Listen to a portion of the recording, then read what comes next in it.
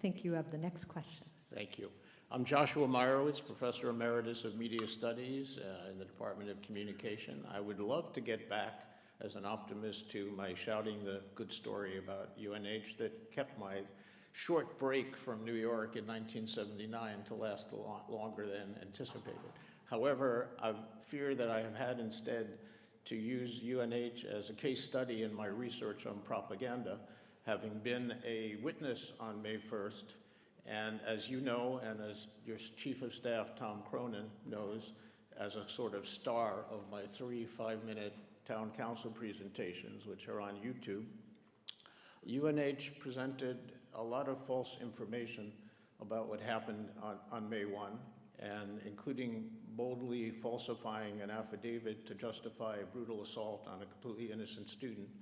And I previewed that for you and your staff as sort of the beginning of an arc of a crime that, as predicted, concluded on September 10th, where a student who was essentially a victim of assault and false arrest was convinced that the system is so corrupt and that UNH police, even when they lie, are believed by the courts that there was no chance of him defending himself with the extensive evidence that I provided in those now on YouTube videos, and that news reports confirmed with video links that he had nothing to do with it.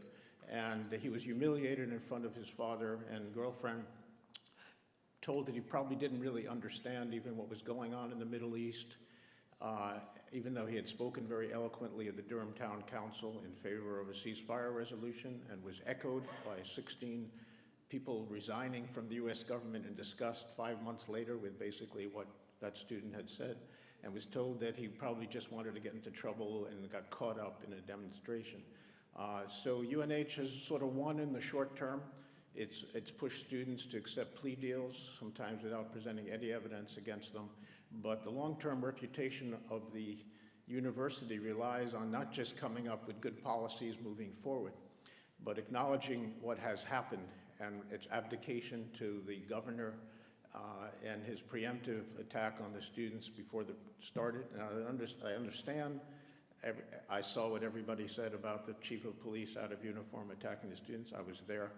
I understand he was on a lot of pressure, but I know that he would not excuse a student for committing crime. When they're under a lot of pressure, there has to be accountability. There has to be looking at the facts. You know about my 3 presentations. Anybody can find them on YouTube. My name, Meyrowitz, Joshua, UN. If you search for Joshua Meyrowitz, UNH on YouTube, you'll find them. You're aware of them. Tom Cronin's aware of them. The other deans I wrote to are aware of them. The current provost. We have to face reality, and there has to be an investigation. I appreciate your mentioning an external unit. It's a one-day event. It should probably be looked at by a law firm without faculty who are burdened with so many other activities, but we can't really move from propaganda forward unless we learn what happened, apologize for it, clear the names of the students, including one who's online behind me, who are falsely accused in media reports and will be haunted for the rest of their lives unless UNH publicly exonerates them and admits what happened. Thank you very much.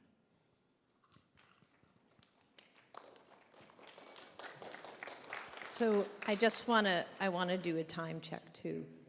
2 more? Okay. So I'll turn it over to you. I would just say I appreciate your statement, Joshua. I think, you know, as I said, we're continuing to gather all information. There's one piece of information, though, that I have learned that I think is important, which is that every year there are hundreds of students that are UNPD talked to about resolving and coming to a resolution about things that might involve misdemeanors. And they have a regular practice of offering resolutions, and then as long as individuals meet those obligations, typically community service, then they won't face any disciplinary action or have criminal records. And it's my understanding that 10 out of the 12 of those arrested on May 1st have decided to resolve in that manner. I will continue, though, to explore, to learn, to understand, and that's a commitment that I make to you all. So I'll go just say that if you Google the names of these students, their court records are cleared, But the false media reports will be there forever. Any employer will find them having been charged with assaulting the chief of police.